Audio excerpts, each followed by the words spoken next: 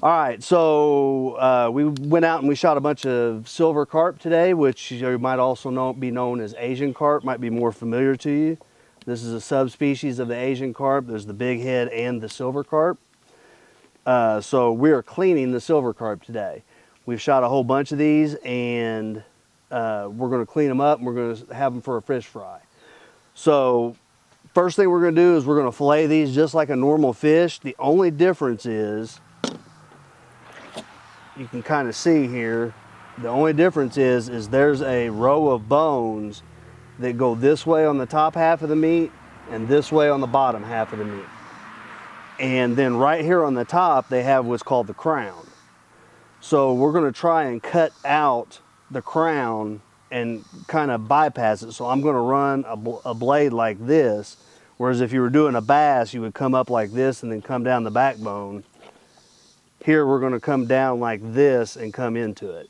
That's the only difference, and then you're just going to fillet it just like a regular fish.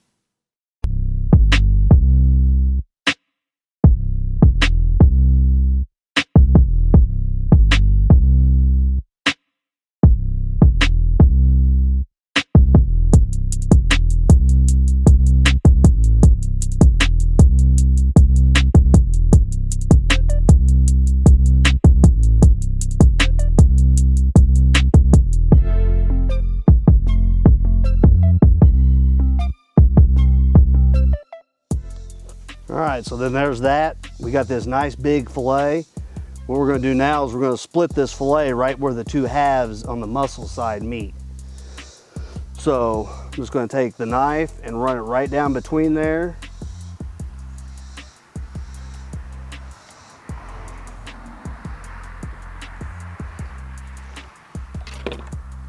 And then I've got a little bit sharper knife here to go through the skin.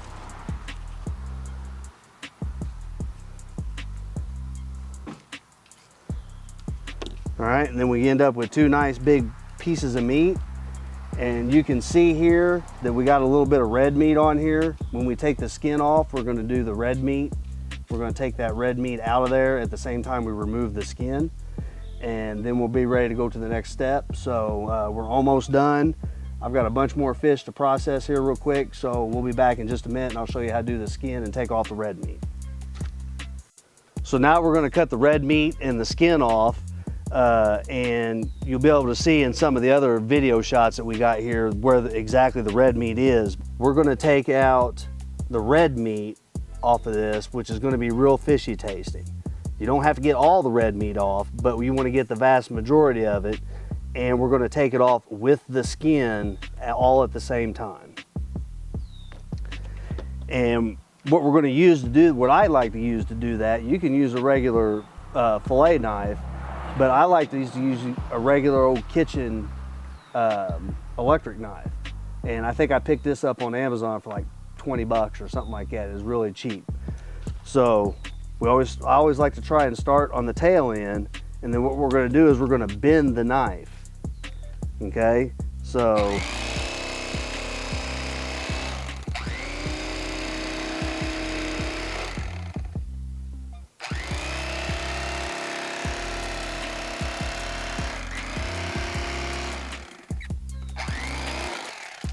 So you can see how I flex the knife because the red meat is thicker towards the center than it is towards the back of the fish. So, and as you can see, we flip this over.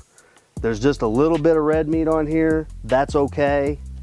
This is the skin. We got most of the red meat off on here. If you want to pick that little bit off, it's okay, but you don't have to.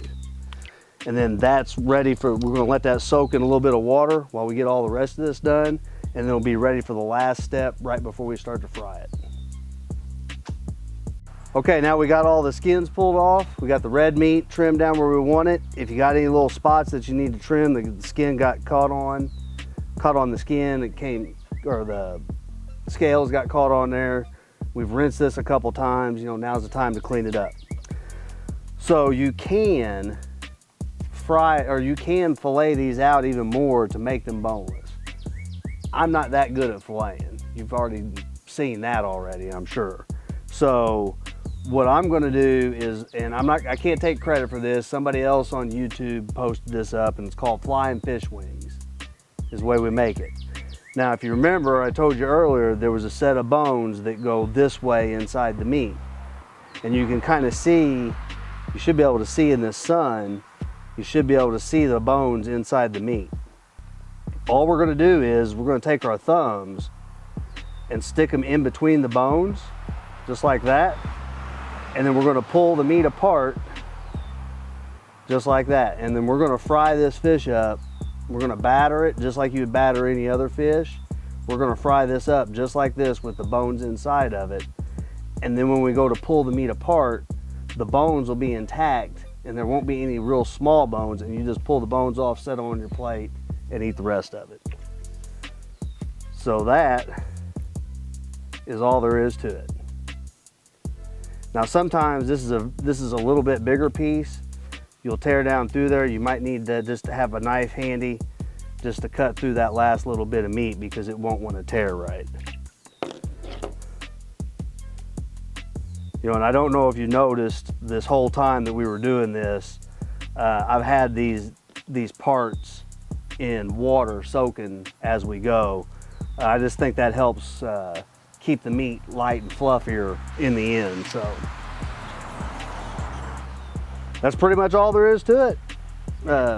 And like that, how many bones are in each piece? There's probably about 4 or 5 bones, if I had to guess, in each piece. They're very small. They look just like a wishbone on a turkey or a chicken, but they're very, very small. So, and you will notice when I'm pulling them where you can see the Y bones inside of there. It's the skin side, the side where you'll have just a little bit of red meat left. It's the skin side that you can see the bones the best. But you can see it looks like muscle striations, but those are really, each one of those is a bone.